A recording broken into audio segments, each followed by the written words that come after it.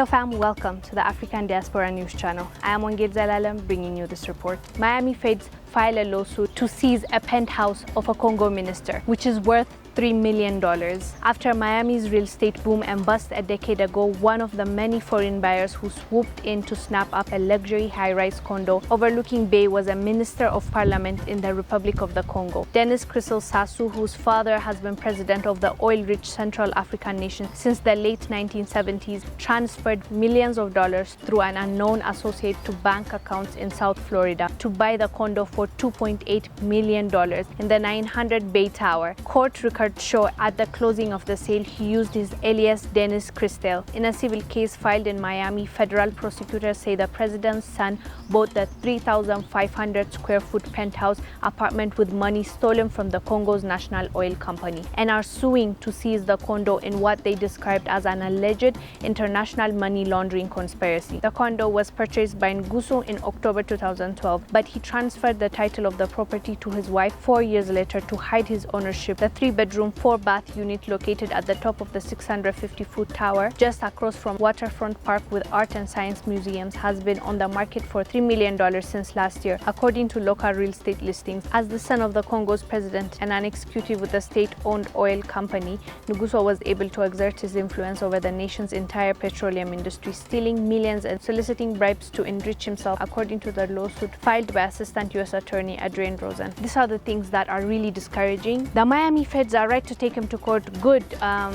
You can ask lots of questions. Why now? Until now, it was there. He bought it in 2012. Why raise it right now? I'm not sure. But the good thing is they are following through a lawsuit, which is good because that's the people's money. That money could have done a lot of things in Congo. And the people that are supposed to be the CEOs of the countries, the leaders, the servers of the people are taking advantage of the people and the wealth. It's really disheartening when stories like this come out to see how much they don't care. It's really sad. But the reality is we already know that we have corrupt leaders. Most of them are, not all of them, but most of them are. They just keep benefiting other nations with the money they embezzle, they steal from their own people. Their own people are not eating 3 meals a day. Their own people don't have shelters over their heads. Their own people are not educated. Their own people die unnecessarily when they could have been healed with simple medication. All this are directly related with the leaders. And now Congo, we know what kind of mess Congo is in. We know how most of the people in Congo live. And the president's son, the president, can go to Miami, Florida and buy a $3 million penthouse. Where did they get the money from if it's not the money of the people? The people that entrusted them for that power, entrusted them to lead them. They're there embezzling, they're there stealing.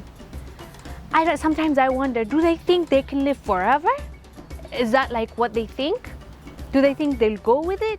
Is there like a reserve? Is there like a second life on earth that we don't know about, that you need material things like this? Like sometimes I even wonder, you can be as greedy as you want, you can be as corrupt as you want to be.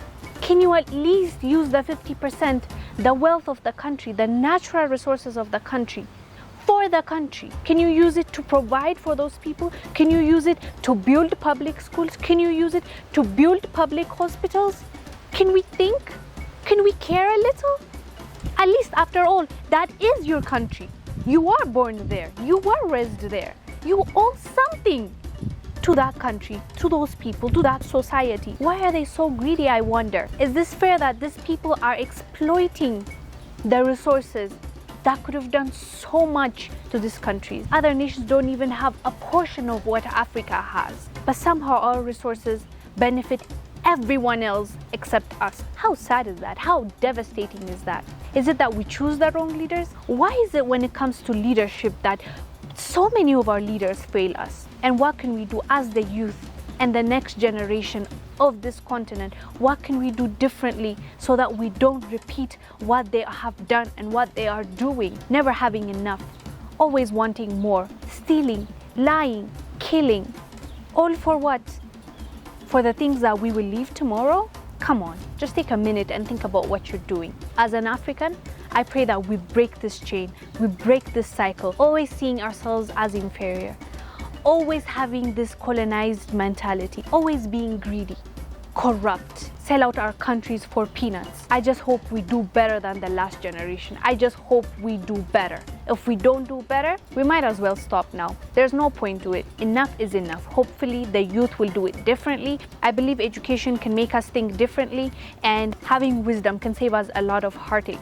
Because if we're not able to calculate and think, tomorrow this land is my children's land, my grandchildren's, and after that, if we don't think about generational wealth or what we're leaving, what legacy we're leaving for our kids, we're really mistaken. If we're living just for ourselves, for us today, it's just, there's nothing to that life. You know, you eat, you live, you dress up, you look fancy, and that's it. Like, what moves you? What is your principles? What are your values? What do you see in the future? What 5 years, 10 years, 20 years? We need to be able to think about the future. It's not just about now. I don't think that kind of mentality will get you far, you know? If you don't think long term, if you don't think for your kids, then really you're a selfish person and you should not be in a leadership role in the first place. So anyways, guys, I'm really happy that they've seized this apartment, but hopefully after that, I want them to do the right thing and now give back the money to this country, to the people. But now, as always, what we ask is, when it comes back again, what happens to the money again? It's a whole cycle. So maybe until we figure out what kind of leadership we have there, and we know for sure it's going to be trusted, I don't know if it's really going to be effective taking that money, probably just giving it back, and then that money is going to now go out somewhere and in somebody's bank account or somebody's luxury car or penthouse. And that is sadly the reality we're living in right now. Hopefully, as I said, we're going to break the chain and break that cycle and create a better future for ourselves and our lives, because this right here is not it and we don't accept this. Thank you guys for watching. I will see you on the next one. Do let us know down below in the comment section what your thoughts are about this topic. Bye.